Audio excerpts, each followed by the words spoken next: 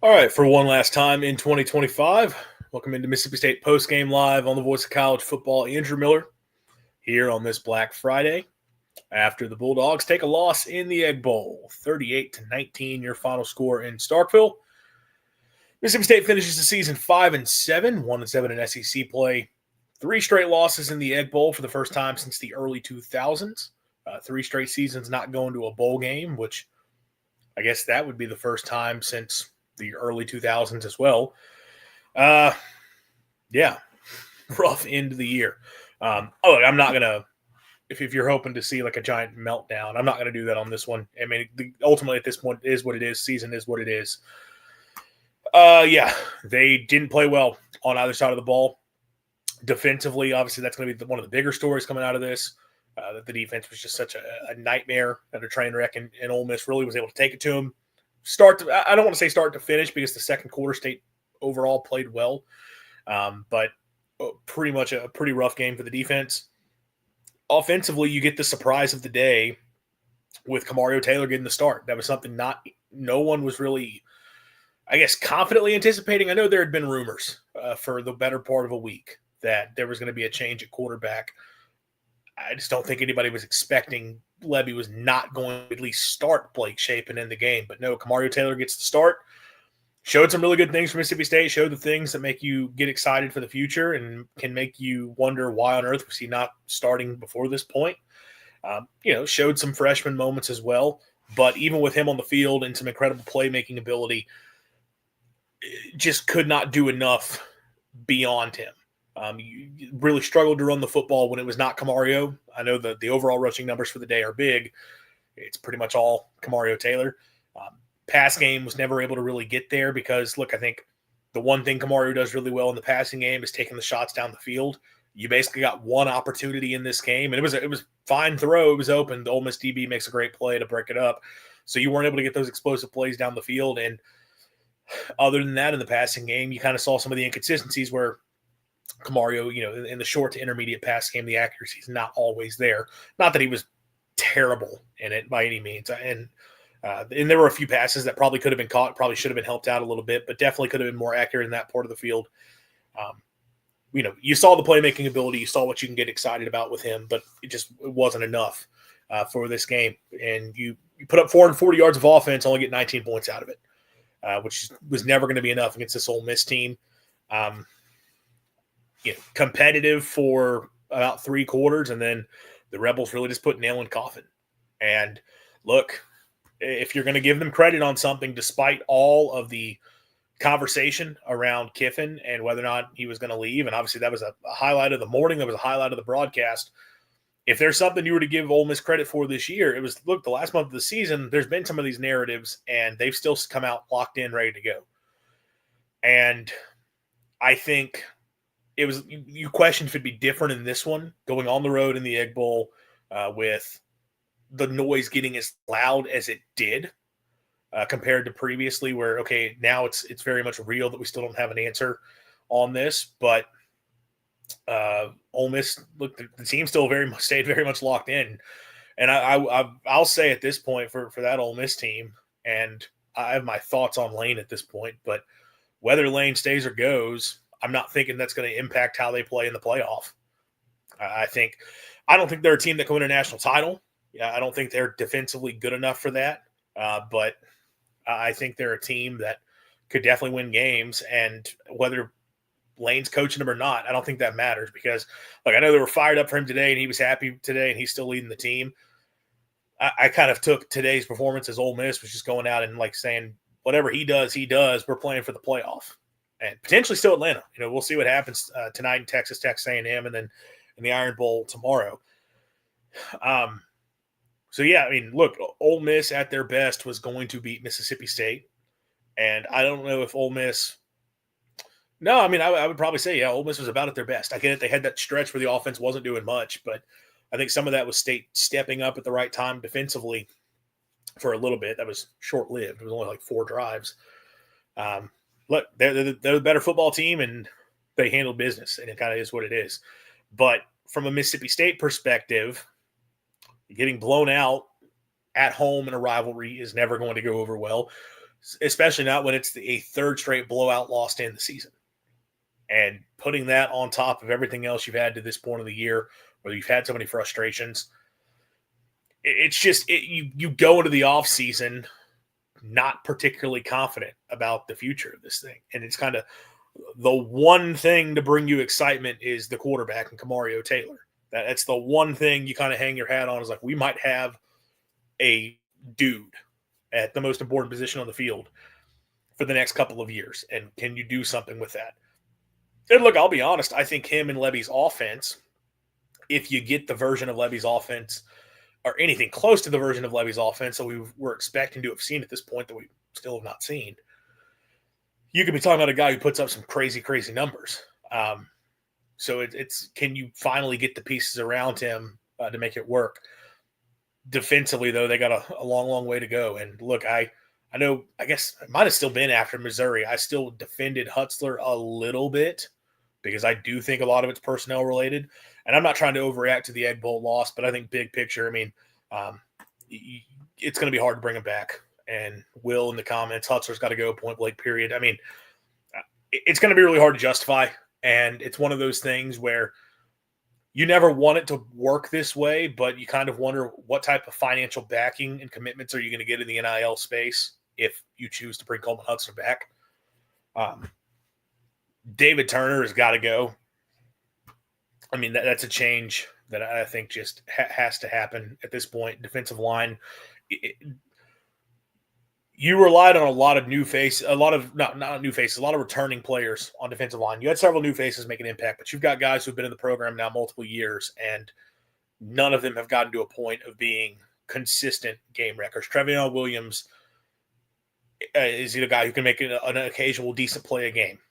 He's not a game wrecker. He has not lived up to the recruiting profile. Calvin Dinkins, I think, has shown you a lot of flash plays, but you've never gotten the consistent play with him. Deontay Anderson is someone who was in this program for multiple years. And I know, look, you can always talk about, well, the guys are what they are. You can't turn them into magic. And look, those are three players that I guess technically you went out and inherited. But because David Turner was not on staff when any of those guys were signed. But it's also your job to make sure you get the right guys in to replace. And it falls on Coleman Hutzler as well. And that's the other part of it, is recruiting the pieces in. I mean, I guess we'll talk defense since we're kind of already there.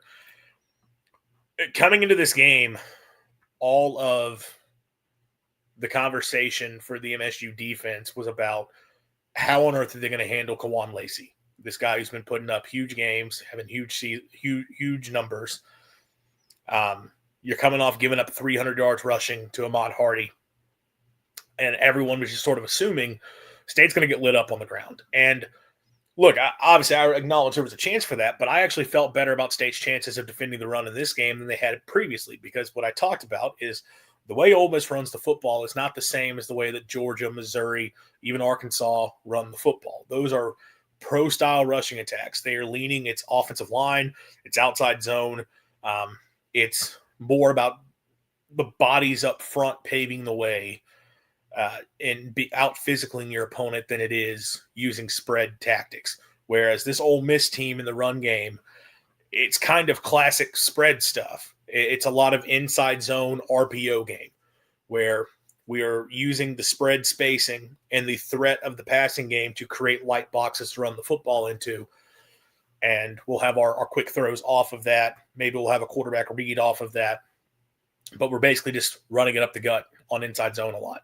And I knew that, look, Lane would put some other stuff in, and they definitely did. They did a lot of stuff with the pulling linemen to get to the edge, and they hit a long run on one of those.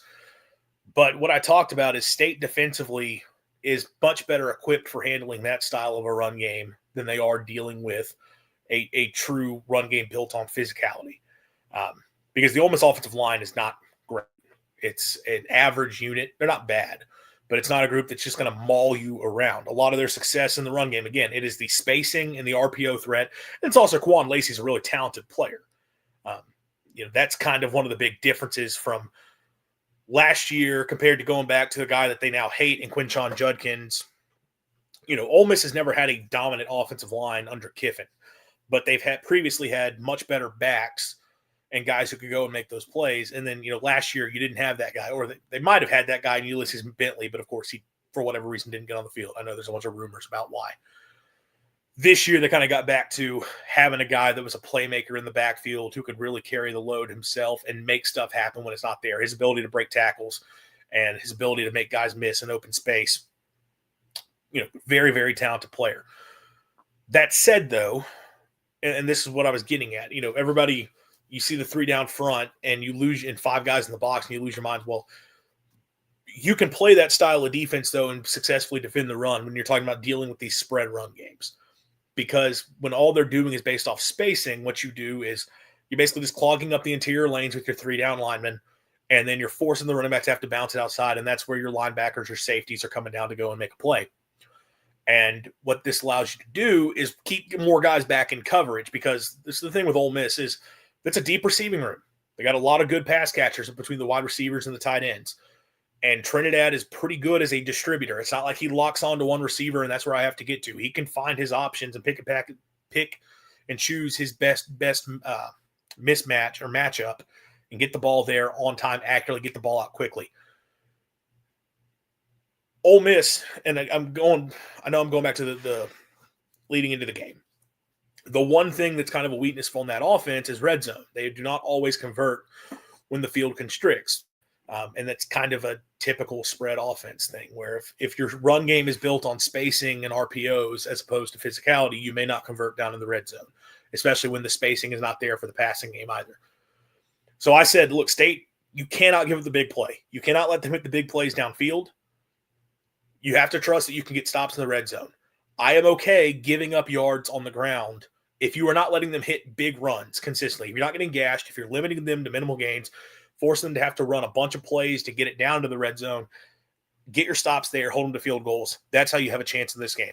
It's not going to be shutting them down. It's not trying to play super aggressive and force a bunch of negative plays, force a bunch of turnovers, but it's saying if we hold them to field goals as opposed to touchdowns and keep them under 30, we've got a chance in this ball game. And that's the approach State took. And they actually handled it pretty well in the run game. I know you'll look at the raw numbers, and Ole Miss ran for 186 yards at average per rush, 4.5 a carry, which is, it's a solid day. That is a good rushing day from an offense. Well, let's keep, and Kwan Lacey himself, 27 carries for 143 and a touchdown, 5.3 a carry. Let's keep in mind, though, 31 of those yards come on the first run, where essentially it's a missed tackle. It was a good call. It was going to not be an easy play to make, but Jerron Manning, Brian Lanier, whoever was over there, was a couple of the safeties. Isaac Smith might have gotten involved. I just named all 3 of them. Somebody was in position to make a stop there, missed, and Lacey's off to the end zone. And, of course, State's doing it out of 3 down front, and everyone's like, oh, what are you doing? Go look at the rest of the day. They didn't run the football all that well out after that play. Really beyond, like, Lacey had a couple other decent carries, and then you had some scrambles from Trinidad, which, that's another thing. But a lot of those handoffs were getting stopped for 1, 2, 3 yard gains. Like, State was handling that pretty well in limiting the run game because their D-line was kind of clogging up the lanes up front, and then your linebackers and safeties were doing a really good job of attacking and making plays. Isaac Smith, had a good game in this one. Christian Ballard checking in. Something, man. Hate to see you lost. Yep. It was not fun. They handled the run game fine. Ole Miss never got to a point in this game where they were able to lean on the run game. They never got to a point where they were just handing it off for big gain after big gain and tearing up State on the ground. I say all this prelude. I know I've talked like 5 minutes on this one thing. They got lit up in the passing game. The whole idea of this philosophy is that you do not give up the big plays through the air. Do not get lit up in the passing game. They got lit up in the passing game. Chambliss, 23 of 34, 359 yards, 4 touchdowns, no picks. It should have been more. He had some rough misses downfield. They had open guys. He easily could have had another 60, 70 yards passing in this game and maybe a couple more touchdowns. Like, he came out on fire. He had a really rough stretch, and then he got it locked back in at the end of the day. And you talk about spreading the wealth around. Caden Lee, 7 for 77. Harrison Wallace, 4 for 72. Stribling 4 for 66, Watkins 3 for 31, Alexander 2 for 94, and obviously has the 88-yard touchdown mixed in there. Daquan Wright was held in check, only 4 for him, 1 catch for 15 for Quan Lacey. The receivers were picking them apart, and Kelly Jones held his own. Kelly Jones shut down. I don't know if Kelly Jones gave up a catch in this game. Shut down his side of the field.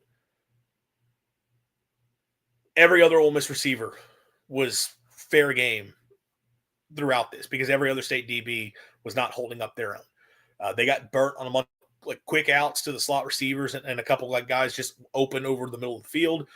Go balls down the sidelines one-on-one. Javen James and Diego Brumfield got toasted in this game. And I know there's the one touchdown. Everybody's talking about it was a push-off. I think it's a call. Like, I'll be completely honest. Like, by the letter of the law, is there an extension a little bit? That's a flag that just does not get thrown all that much. Like, I know people. I understand why people were upset. If you want to get technical, could they have thrown a flag? Yes.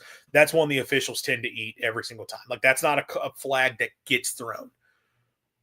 Like, that was ultimately a big boy play when it was all said and done. State DBs, not named Kelly Jones, especially State's corners, got lit up in this game. And that's one of those things that you go back to the offseason, and we talked so much about cornerback being this position of concern for Mississippi State that we didn't think they had one SEC caliber starting corner, much less two, because you lose Bryce Pollock, who had a good year for Texas Tech, by the way. He's having a good season. It's not like he went off and hasn't done anything. He's been a really good player for them. You lose him, and then you did not go and add anybody in that you trusted could step in and be a big-time corner. You got no one. And we very quickly got off that as a big deal because Kelly Jones developed into this superstar lockdown player. Kelly Jones' season, let's be completely honest here, it is one of the most impressive seasons by an MSU corner we've ever seen. And I know you had Emmanuel Forbes, Martin Emerson, Jonathan Banks, Darius Slay, Fred Smoot.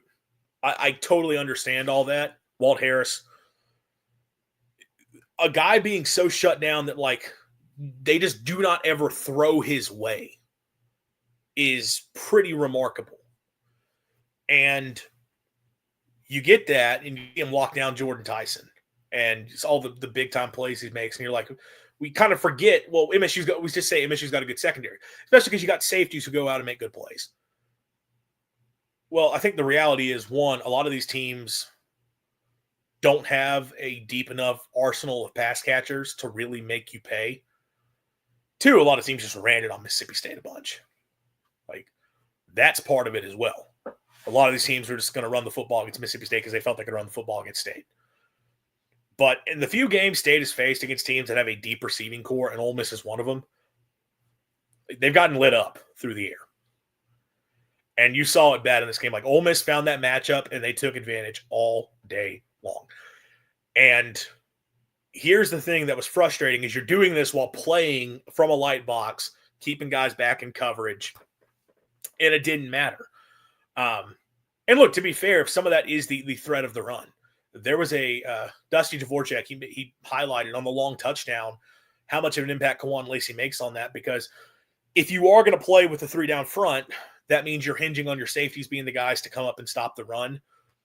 Typically, you just kind of get one guy involved, but they showed State having multiple guys trigger. That 80-yard touchdown was an RPO. It's like an inside zone. He had the ability to throw a fade ball, and he takes the fade because he had the one-on-one and took advantage of it.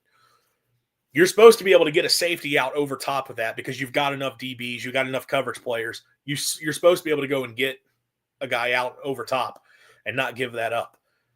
They were so focused on getting down and stopping the run because they didn't want to get burnt with that they gave up the big shots downfield. So it kind of – everything I talked about philosophically for how the defense needed to play in this game, it didn't matter because they couldn't cover. And even before that, some of the passes, it wasn't just the shots down the field one-on-one to the receivers. Trinidad hit some really nice throws over the middle of the field and some crossing patterns, getting the ball out quick. And I saw people talk about the lack of a pass rush because there were so many times they were only rushing three. And yeah, there's a few times he's sitting back there in the pocket all day. There's a lot of times, though, on the big completions, he was able to get to his first read. And it's just the ball getting out quickly. You can have a better pass rush. That's great. but I'm not saying that wouldn't have helped, but guys, despite having all these coverage players in place, we're just getting open. And man, that's one of those where you look at just the defense. One, the personnel was a big issue. And I'm sure he'll get credit because Kelly Jones blossomed this year, but like Corey Bell at cornerback coach, like, is that a guy that you really feel good about coming back?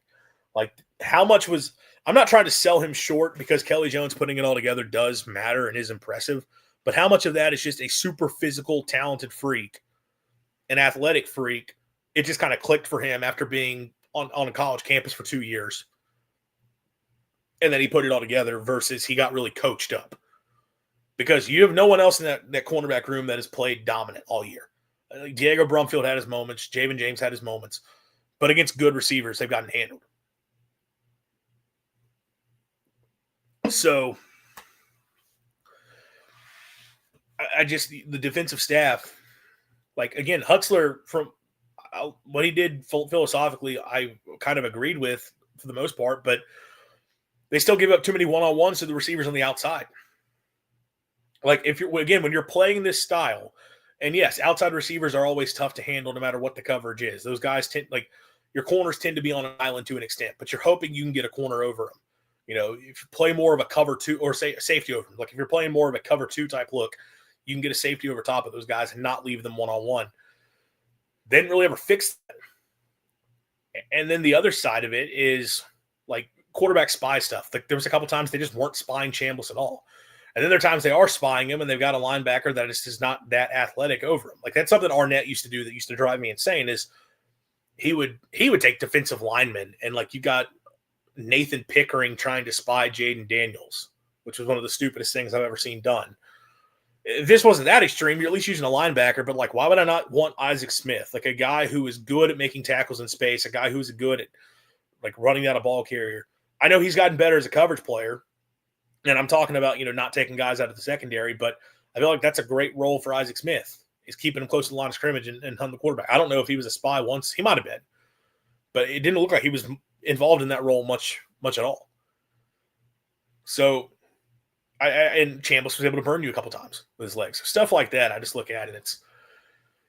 The tackling was an issue all year, and I didn't think the tackling was – it got better as the game went along. Missed tackles were not what got them after the first quarter. The first quarter, like missed tackles, were just, they're missing tackles, what they've done all year. But when you have guys running free in the secondary and you're supposed to be playing a style of defense designed to limit those big plays, that becomes a bit of a concern. And not a bit of a concern. That becomes a really big concern. It's going to be hard to bring back Huxler. And again, I understand from a personnel standpoint, they're not there. But, and I'm almost word for word contradicting myself from a bit back because I talked about, look, it's tough to get the players in one off season. The reality is, though, like you should have seen more growth along your defensive line from year 1 to year 2, and you should be able to go out and get more than one impact player in the defensive line. How does this defense look if Will Whitson never gets hurt? I don't know. And look, to be fair, maybe we're saying this off Whitson, and I'm not trying to be super negative here. Let's be honest. We saw 1.5 football games from him against 2 non-SEC teams. Like, how do we know Will Whitson in SEC play would have been as dominant as he showed early, or even just a good quality defensive lineman you can lean on? I'm not saying he's not going to be that. I hope he's that because I think State's going to have him back next year, and they're going to need him to be a contributor clearly. But the fact that you don't know for sure you technically went out and got one, and you needed multiple. So, I mean, look, the linebacker room was fine throughout the season. That was a pretty good group for them. Safeties, I thought, were solid much of the year, but tackling in space, again, for this defense as a whole is a concern. And, if you can't tackle, man, they're not a good defense. We know that. I mean, the season's over. What are we talking about? We're not projecting anything forward. They're going to have to figure something out with that, and I think a change probably is going to have to be made. I think got to make changes to some of the staff. To not be able to find anyone who could be a good rusher off the edge at all is just a major – that's another thing. They didn't get a single pass rusher. It's not even about having defensive linemen who don't get blown off the ball. It's having guys who can rush off the edge and get after quarterbacks and generate pressure. Malik Silla had a bunch of quarterback hurries this year. He had like 1 sack. So they got better, no doubt. They added guys who they went from having a couple starters who would be backups at other SEC programs and then a bunch of G5 quality players to having a starting unit that had a couple guys that could definitely – they basically went from having a defense 2024 where you had a couple starters who could play at other schools, maybe as a fringe starter, and then a bunch of guys who just are G5 players. So this year – you had a handful of guys that could definitely play elsewhere, and then a bunch of guys that are just kind of fringe players, and then a bunch of G5 players out on the defense. It just wasn't good enough. And again, it's a multi-year process. I get that, but you can't be confident that you're gonna have the right guy moving forward. And Hutzler's probably got to go. Offensively, you put up 440 yards. You're good on third down, better than 50% on third down. 0-2 on fourths, but then that happened later. Kamario Taylor. So Levy makes the decision to start him. That was a thing that, look, there were rumblings for better part of a week that it might happen. I don't think anybody believed it was going to happen because how is he not going to start Shapen when he hasn't been willing to start Shapen at all this season? He keeps talking about he's fully of the opinion that Shapen gives him the best chance to win. And now we're talking about senior day.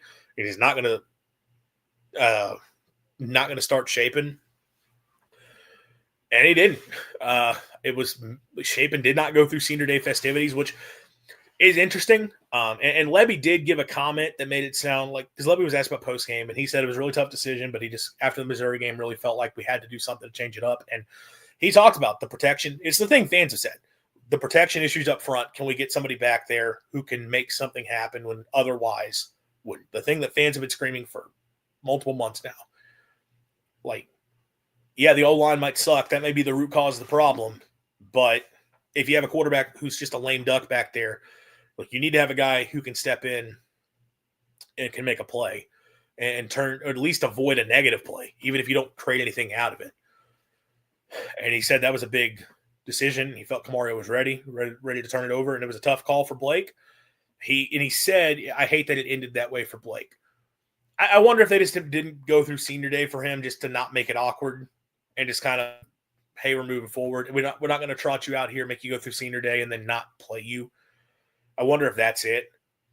Also, we can be real. Like, what type of welcome was Shapen going to get? And I'll be completely honest. I hate that. I do. Like, I understand Shapen. He took the shot on social media that was really stupid.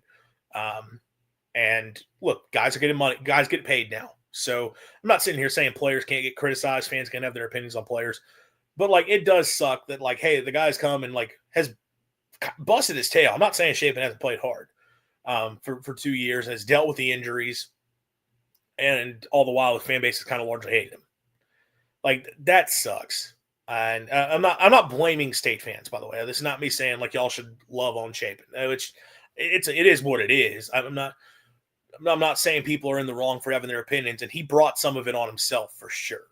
But I also understand that, like, that does kind of suck the way people are not going to react, I think, fairly had you put him through senior day. So I understand why they didn't do it. I mean, I don't think he's got another year. Obviously, it wouldn't happen here. He'd be transferring out if he somehow found another season, but I guess he's got to be done, I would imagine. But you look, it was the Kamario Taylor show, and you give him the whole game, and you see the potential, the rushing ability. 20 carries for 173, 2 touchdowns, 8.7 a rush. And obviously a lot of those weren't even designed runs. I think he had the one long carry off a quarterback keeper off the edge. He also had the long touchdown run to open up. But the scramble plays where he just made something happen, and turning what should have been a sack multiple times into, I think, a 39-yard touchdown there in the fourth quarter is one of the more impressive plays I've ever seen from a quarterback. That was one of those where, like, that's a Cam Newton play.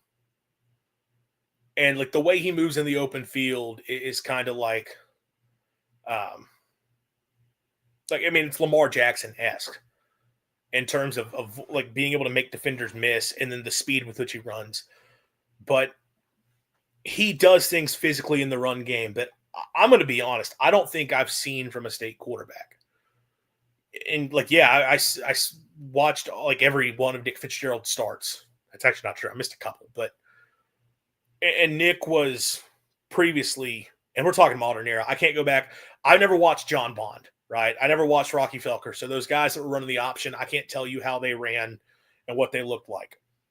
Like Fitz is as good of a runner as MSU's ever had at the position. And obviously he never quite had the same speed after coming back from the injury. But for his thing, there was never a lot of sack avoidance with Fitzgerald as it was just kind of he'd find a way to make something happen and could plow over defenders. And it was the physicality between the tackles. Dak, it was kind of the same way. It was a lot of physicality running, but it wasn't necessarily a lot of creation. Like he has a couple of those plays where he turned a long trim on a touchdown. Obviously the play to Jamion Lewis against LSU that everybody remembers, but it was more of the physical between the tackles type runner with Dak. Camario, the athleticism at the position, along with the physicality that he can just run over linebackers. I think he went head-to-head with an Ole Miss defensive lineman in this one and came out on top. There is a difference to the way that he moves with the football in his hands. And you see the playmaking ability, and it's like, oh, my goodness. If you ever get this, if you get the pieces around him to make it right, it's going to be really, really impressive. For the passing game, first drive, I thought he looked fantastic. And I tweeted out, and I had somebody troll me over it that because of the way the game ended. I thought the most impressive thing he did in the first drive was how he was throwing the football because he was on time, accurate with the football, and you saw him working through progressions, and you saw him like operating in the pocket at a high level. And not that it was anything crazy complicated. I'm not saying that, but more than enough of what you need to be able to operate a college offense, more than you would expect from a lot of freshmen. And he was on time. He was accurate. He looked comfortable in the passing game, and it wasn't taking shots downfield. It was stuff working the quick to intermediate game. And I think it was only 3 throws in the first drive. It wasn't like he was throwing a bunch, but those passes were really good. As the game went along, and I guess I imagine as you got out of the, it's scripted drives, right? So that those open a couple of possessions. It's the stuff he's been working on constantly. You started to see as the game sped up a little bit, some misses for sure. He missed Anthony Evans on a couple of occasions. And I know Ant got his hand on a few and maybe could have made a play for his quarterback, and you're probably hoping that he could have. I don't think, did Evans have a catch in this game? He did not, which that's kind of crazy. The first time this season to not have a catch in a game. 6 go for Brendan Thompson for 80. Seydoux had 4 for 67, a big day for him. And then 2 to Aiden Williams, 2 to Fluff, 1 for Booth. Seydoux got involved really well. I mean, it was a good game for him. I guess that's the final game of his career. So glad he got to get involved a little bit more. Obviously, final game for Brennan. And, man, it sucks because they had the opportunity to hit Brennan for a big touchdown, and DB just goes and makes a play. And I think it was ever so slightly underthrown, just in that Brennan had to, stay on a half step, and that probably was the difference in a touchdown and an incompletion. But it was a throw Taylor makes, 9 times out of 10, it's a perfect throw, what you're asking for, or good enough, and DB is able to catch up and make the play on it. You should have been a big touchdown for him there and just couldn't connect. And I think there was a couple other times Brennan was going to be running free, and he wasn't able to get to him. But, you saw some inaccuracies in the short to intermediate part of the field, which we've seen from him this year when he's had extended reps. That's not a place where he is yet strong. But again, the decision-making was good. Every time it felt like he was throwing to the right guy. And it felt like he was throwing at the right time, too. The timing, the decision-making was good. It was just the accuracy was off. And I have feelings on that because y'all know I'm a Leach guy, and Leach was always adamant that accuracy is something that can't be taught. He would always talk about you guys either accurate or is not, and I think accuracy was sort of the first trait he always looked for in a quarterback. But I'm going to trust that with more reps, you're going to see Camario figure that stuff out because, look, to be fair, the guy's gotten limited playing time. And even though he got to prep for, I think Levy said he made the decision coming into this week, we're going to start Camario. He got the full week as the starter and to prep as the starter. as he gets more games under his belt, I'm sure it's not like I don't think he's going to stay inaccurate on a throw 5 yards in front of him or on a 10-yard throw or anything like that. I think he'll get more of that a little bit figured out. Again, the thought process is there, and I do care a little bit more. Are you making a good decision, and are you throwing on time? And I felt like he did. So you saw that, and in a lot of ways, like, I don't want to do the thing of like, State, what would have this game been like with Blake Shapen in? I'm sure at some point they would have managed a couple decent drives. Look, to Blake's credit, they've done that all year. This game, though, the way it played out, and this gets into the negatives offensively, it really was like outside of Kamario Taylor, they didn't have anything. Really didn't have anything else in this game. If you look at the run game, on the day, State runs for 262 yards. Far and away the best rushing day they've had in conference play. Well, as I mentioned, 173 of that is Kamario.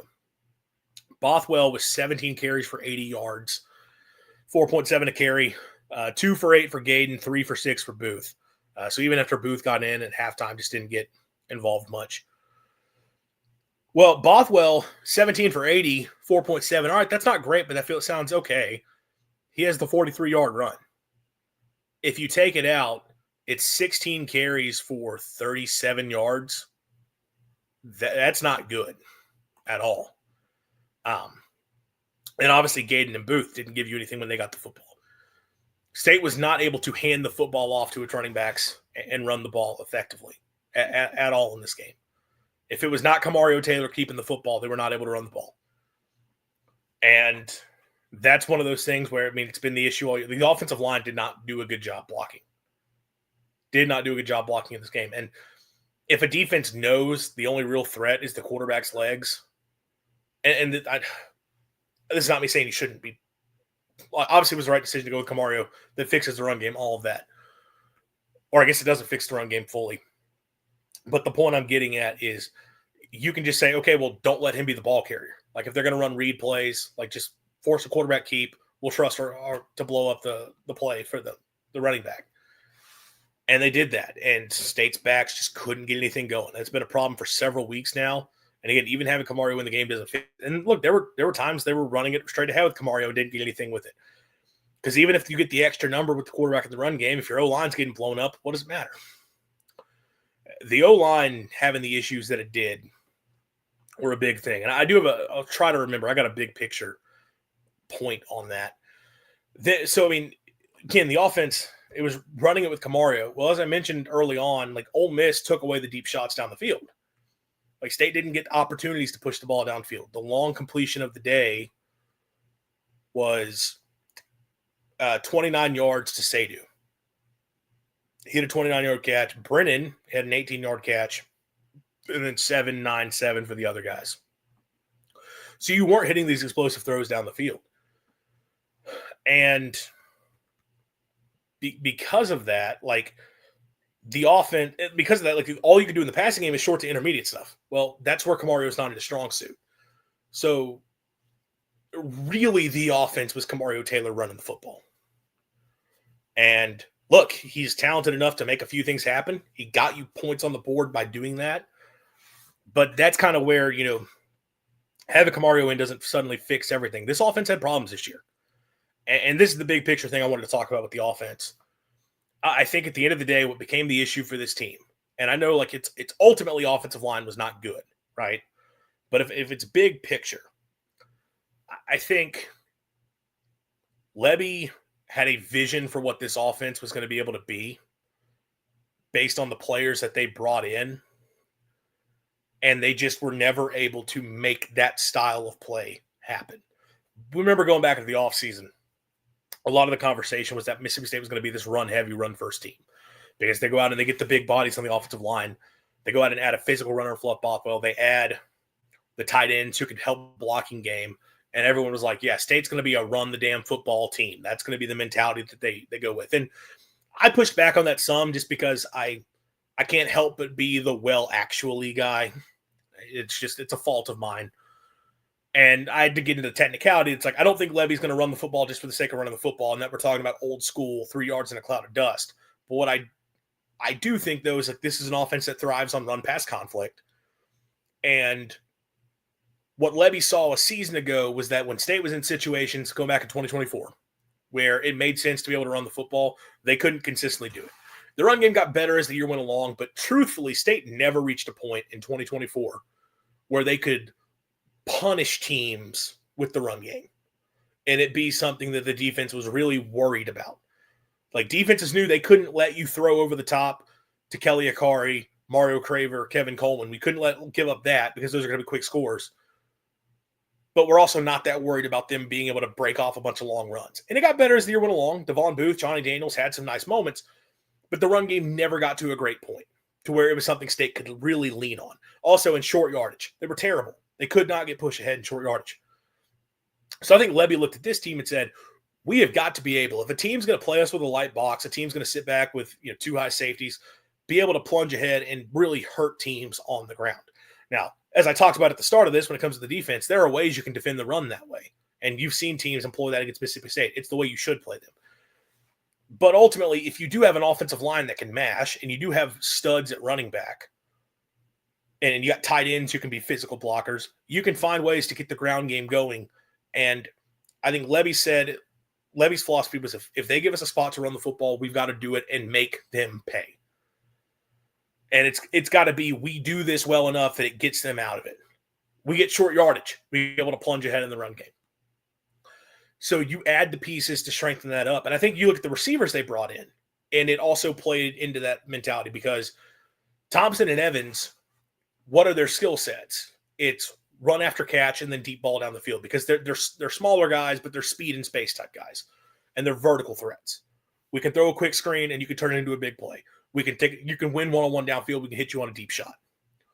They're not as good when it comes to working a full complement of a route tree, working across the middle of the field. They got better at that as the year went along. Evans and Thompson showed a lot as the year went along where that became something they were doing more of. But I don't think Levy ever intended for that to be the idea because I think he thought, okay, we're literally going to be able to run the football really, really, really well. And then we'll have the quick screens to those guys off of it to take advantage we'll throw a quick hitch to them, whatever, when the numbers are there to do so, if they're going to load the box. And then if they're going to play us man, they're going to win one-on-one downfield. We're going to take deep shots.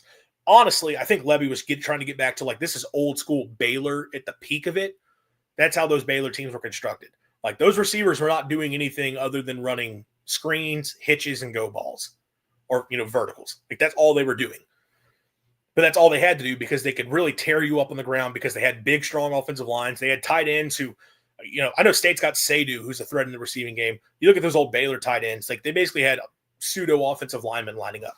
And they did not have, I know RG3 was a dual threat quarterback. A lot of those Baylor quarterbacks, the run game was not the big thing. Bryce Petty was an okay runner, but it wasn't like they were calling a bunch of quarterback runs with him. It was just normal RPO stuff where either we're handing it off or throwing the ball. I think Levy was trying to get back to that. The problem is because of how poor the offensive line ended up being, you were never able to get past step one of having the game being something that they could really lean on. The O-line never came together the way you wanted it to. How much of that is injury related? How much of that is missed evaluations in the portal? I don't know. But the O-line never materialized, and you could not get past step one. Then there's the other part, and I know I talked about it a lot on this show, that you couldn't get past step two. If you're going to throw a bunch of quick screens and swing passes to as your extension of the run game, but also kind of creating a pass game without forcing the quarterback to have to do much thinking and getting the ball in the hands of these explosive playmakers, you have to block for them. And I think that part got a little bit better as the year went along. But the reality is State's receivers and State's tight ends sucked at perimeter blocking all year. They couldn't do it. So what we ended up with was a Mississippi State offense where really the only thing they could do was throw deep shots down the field. Levy, I don't know if it was his intention in the portal, we are trying to get to this style, or this is the guys we got, this is what we need to maximize. Whatever it was, there was a style in mind for this team that they were never able to get to. And I think that hurt them all year. Now, if you had put Kamario Taylor in earlier, that solves some of it because now you have more of a legit run threat because you got a guy at quarterback. And I think I've talked about some. If you want an idea of like this offense with Camario, in theory, look at South Florida with Alex Golesh as the head coach, if he's still going to be the head coach there, and Byron Brown at quarterback. That offense is literally Byron Brown, quarterback run, Byron Brown making stuff with his legs, and then throwing a bomb downfield. That's the offense. Now, part of why they can get away with that is they're in the American Conference and they have better athletes than a lot of the teams they're facing. But it's something at least have as a starting point for an offense. And you were hoping you would have gotten more of that this year. And I think in a lot of games, if you had played Camario more, you would have gotten more of that this year. And you would have had something to lean on in the run game, even if it's just Camario's legs. And then you're going to have the shots down the field. The problem was this game, Ole Miss did a good job taking away the deep stuff. So you literally had Camario's legs and nothing else. But I think it's very clear there was a philosophy in place for how they wanted to play offense, and they were never able to make it happen. I did the math. I think State's going to finish averaging 398 yards of offense this year after you add in today. Because the site I use has not updated today's stats yet. They came in today averaging about 395. They had 440. It goes up to about 398, 399. So under 400 yards of offense. Last year averaged 377. So they improved by about 20 yards a game. To not be able to average more than 400 yards a game running this offense, it's frustrating. And I wanted to sit down and look at the numbers, like Joe Moorhead 2 years at Penn State versus 2 years at Mississippi State. Jeff Lebby, Oklahoma, Ole Miss, UCF, however much versus 2 years at Mississippi State. Mike Leach, and y'all know I love Leach, but I'm not oblivious to the struggles. Like the 3 years at Washington State prior to his 3 years at Mississippi State. It's crazy. Y'all could do it with Kevin Barbay. I mean, none of us consider him an offensive guru, but he had an offense that put up big numbers at App State. Didn't do it at Mississippi State. You start to wonder, is this school just cursed and they can't do it at all? I don't know, but I think of all those guys, Lebby is the one where it was supposed to be, yeah, man, this is going to happen. We have seen it literally. We've seen him do it in this conference, in this state. And it just hasn't happened. And I know the roster situation taken over was bad. I understand offensive line, when you struggle up front, there's only so much you can do. And look, when you're facing SEC defenses, I'm not an SEC shill. I'm not a guy who just uses the SEC as everything excuse all the time. But yeah, man, there's no doubt when you're playing SEC teams that have good defenses, it makes a difference. But the fact that we're 2 years into this and the guy who's supposed to be those brilliant offensive mind State's brought in cannot make it happen, that's frustrating. And it's hard to have the confidence going forward. It's hard to be confident going forward regardless. And we know this team got better last year compared to this year. Go from 2 wins to 3 wins. They won multiple power conference games. They were competitive in several games. Could have had a few more wins. All of that is clear. But how much of that is a product of coaching versus a product of we just happen to get a few better players on the roster? Is it really the coaching job stands out, or they spent $15 million on a roster, so they went from having a G5 roster to having, I don't know, a middling ACC level roster? If that is the extent of it. They still don't have an SEC roster, obviously, not even close. I don't know if you're going to have an SEC roster next year. But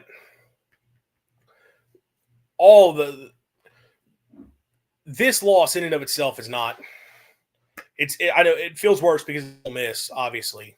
But the frustration is the games you let slip away earlier in the year. You should have beaten Florida. You should have beaten Texas. I don't really get bent out of shape over the Tennessee game. That one sort of just, that was a back and forth crazy game. A lot of weird things happen. But if you play clean football, you win that game too. And like speaking of clean football, like today, penalties. And it wasn't a ton, but 6 for 67 yards, including some, like pretty much all on the defense. You kept extending drives, but you kept extending drives because your DBs could not cover their receivers at all. Couldn't cover at all. So your only choice was holding or PI. I don't even know if that's a lack of discipline thing. Frankly, that's probably smart if we're being honest. But we know penalties were an issue much of the year. They kept getting in their own way. Stupid mistakes. You see a team that has the same issues over and over again. It becomes more of a concern of like it's a coaching thing. And having confidence levies the guy. It's just tough to do. And maybe you go out and you bring in a top 15 type transfer class, get a bunch of quality, really get the offensive line figured out. You give a couple good weapons to KT. Defensively, you land a couple impact defensive linemen, get another corner in. I mean, I feel like you're going to lose Kelly. I'd be shocked if he comes back. I don't know him. I don't know his situation. It's none of that.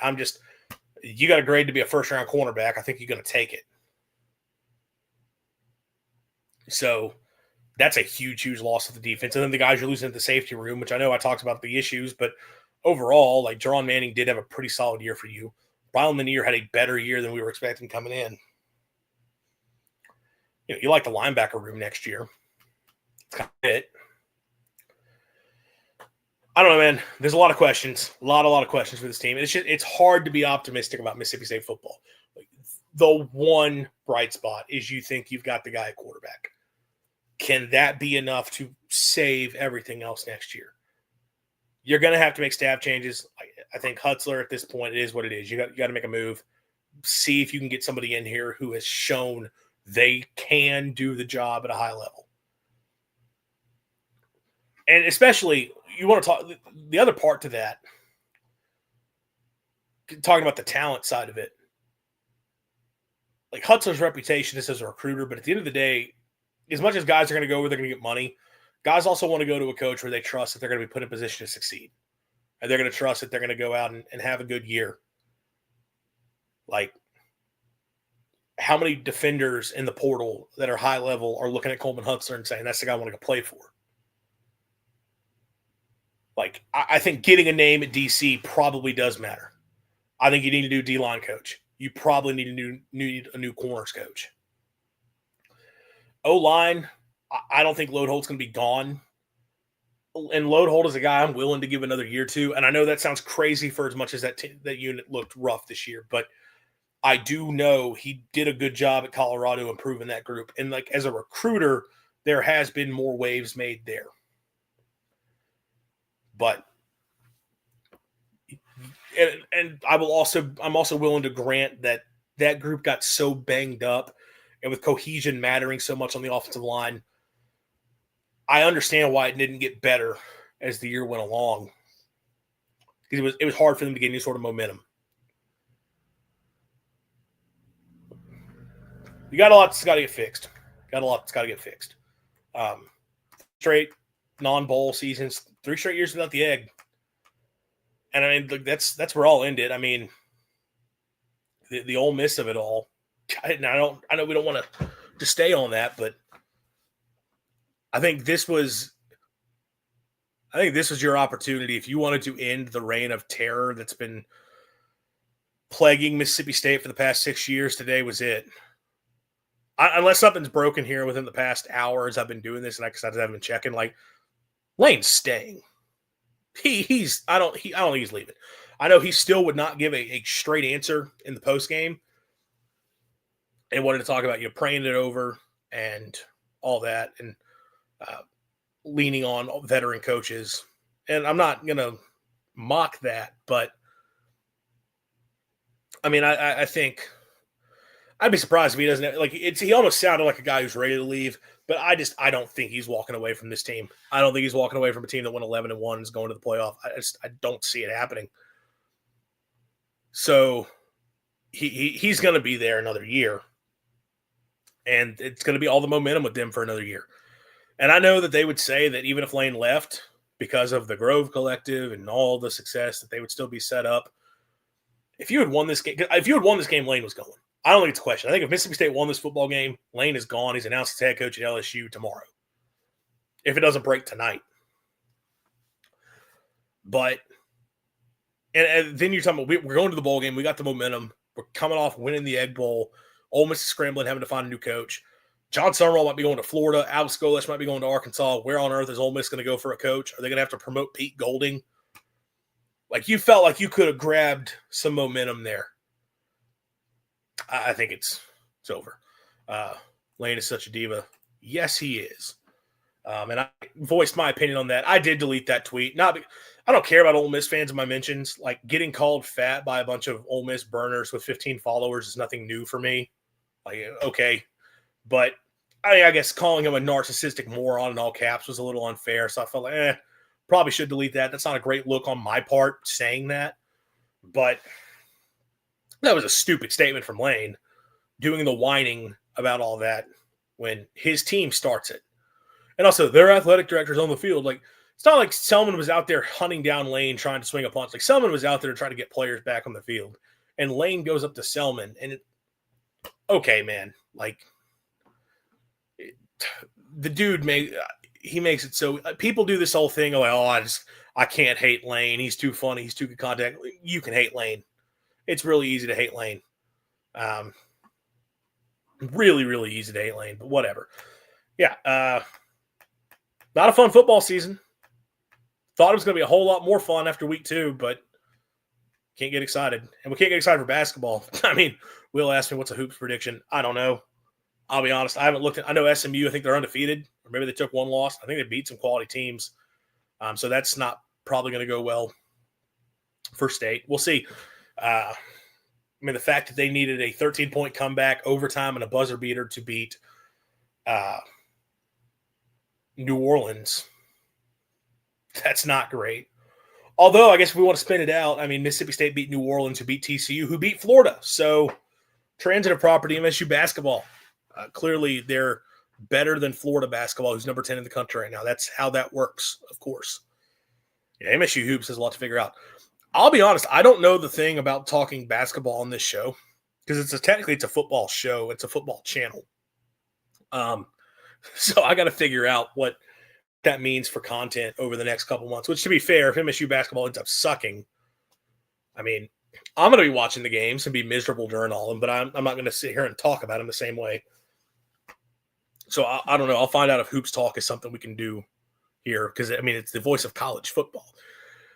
Obviously, a lot of attention going to be on transfer portal and the signing class. I guess early signing period coming up very soon. Can Mississippi State make any late waves to really figure that out? They need to.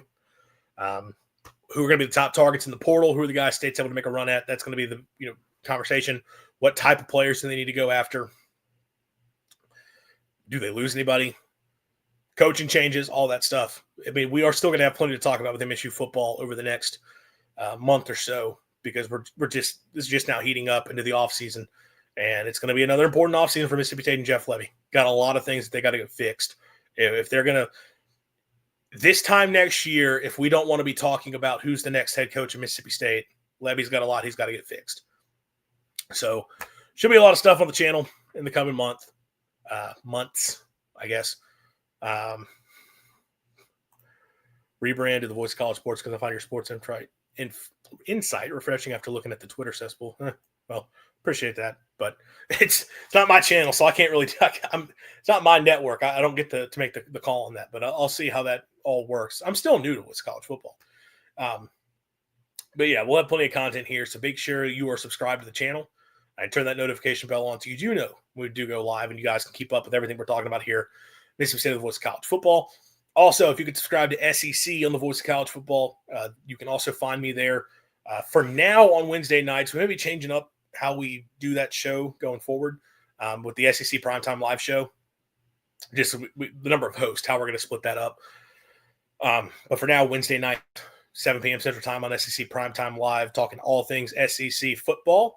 And obviously, we're going to be doing a lot, talking about the SEC Championship game, the college football playoff, coaching news. I think if news for Lane breaks, at least a couple of us are going to get together and do a live reaction to that. I think that's the plan. I don't want to make promises on that, but we're planning on something along those lines. So yeah, SEC Voice of College Football. Definitely want to go subscribe over there if you're not already, and to keep up with all the SEC news that we have. Really appreciate all of you who tuned in. If you haven't already, please leave us a like on the video. Would really, really appreciate that. And see you guys next week.